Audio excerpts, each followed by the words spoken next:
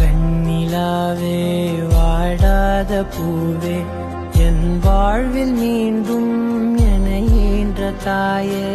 கண்ணோடு இமையாய் சுகமான சுமையாய் இரு கையில் ஏந்தி தாலாட்டுவேனே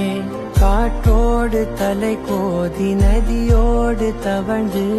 உயிரோடு உயிராக உறவாடும் அழகே பனியோடு விளையாடி மலரூஞ்சலாடி